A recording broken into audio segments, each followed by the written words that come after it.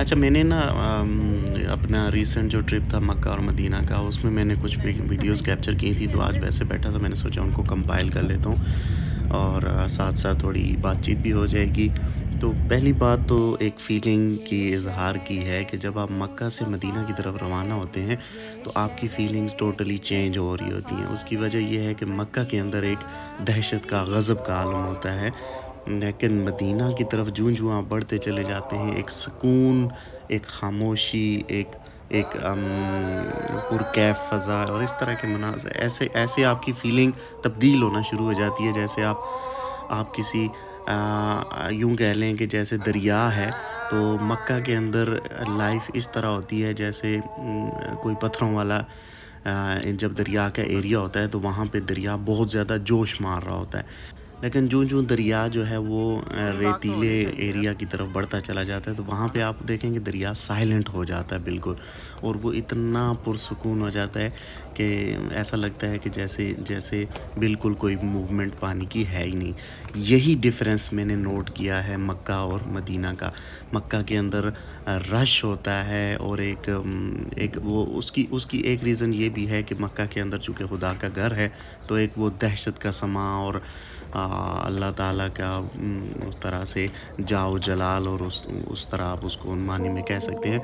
जबकि मदीना की तरफ फीलिंग टोटली डिफरेंट होती है। जो लोग मदीना में गए हैं, जिससे भी आप पूछेंगे वो यही आपको बताएँगे कि मदीना के अंदर सुकून, खामोशी और बिल्कुल ऐसे जैसे बिल्कुल मतलब ज़िंदगी बिल्कुल धीरे-धीरे रवां-दवां है, जैसे दरिया एकदम से साइलेंट मोड में चला गया है।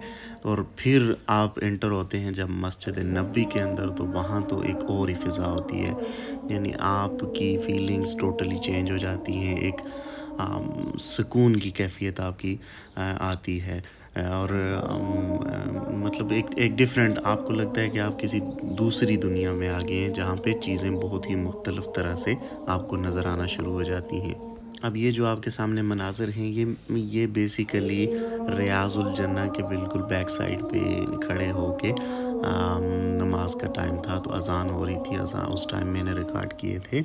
और ये यानी कि ये आप देखें, ये बैक व्यू है, जहाँ से मस्जिद नबवी शुरू होती है और सामने हमारे बिल्कुल रियाज़ुल जन्नह और गुंबद खज़रा जो है वो आगे करके हैं, और हम मस्जिद के अंदर खड़े हैं। तो कह मैं ये रहा था कि जो फीलिंग है, जो एहसासात हैं, वो बयान करना ज़रा मुश्किल हो रहा है। यानी मुझे ऐसे अल्फ़ाज़ समझ नहीं आ रहे जो मैं यहाँ पे इस वीडियो के साथ जोड़ सकूँ।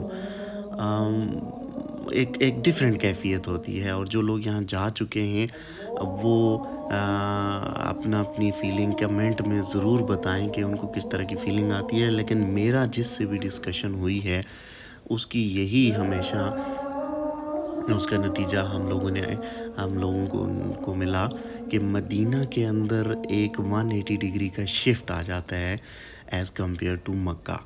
मक्का के अंदर आप एक तो बहुत ज़्यादा रश होता है, दूसरा ये होता है कि अल्लाह ताला की जाओ जलाल और उस तरह की एक आप फीलिंग के अंदर होते हैं। मदीना के अंदर आप जाते हैं जैसे जैसे जैसे वो कहते हैं ना कि हवाओं में दुपट्टे उड़ने लग गए, या मतलब इस तरह से एक एक बड़ी मोहब्बत वाली और उस तरह की फीलिंग आपको आना शुरू हो जाती है। और फिर ख़ास तौर पे जब आप मस्जिद नबवी के अंदर इधर-उधर घूम रहे हों, और मतलब ये एक एक डिफरेंट फीलिंग होती है। I I don't know how to explain that, but ये है कि अ, एक सुकून और ख़ूबसूरत मनाज़र होते हैं।